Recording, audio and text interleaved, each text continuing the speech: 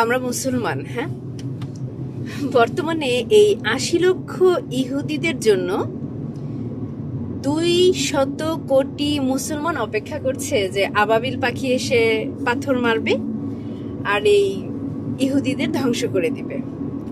তা আমার কাছে কি মনে হয় জানেন, যদি এরকম আবাবিল চলেও আসে তাহলে সবার আগে উচিত এই পুরো পৃথিবীর যে আমরা মুসলমানরা রয়েছি না, নামে মুসলিম, এদের উপরে আসলে ওই কঙ্কর বা পাথর নিক্ষেপ করা উচিত।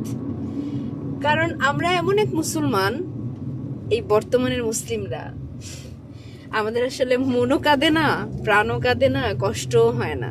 আজকে আমাদের এই মুসলিম ভাই বোনদের উপরে যে অত্যাচার নির্যাতন হচ্ছে, তাদেরকে যেভাবে মানে রক্ত দিয়ে ইফতার করতে হচ্ছে, সেইগুলো আমাদের জন্য একজন মুসলিম হিসেবে আমি আসলে মানে ধিক্কারই জানাই। সত্যি যেটা, আমার এই ধিক্কার জানানোটা বোধহয় কম হয়ে যায়, বা কি ভাষায় বলা উচিত সেটা জানি না।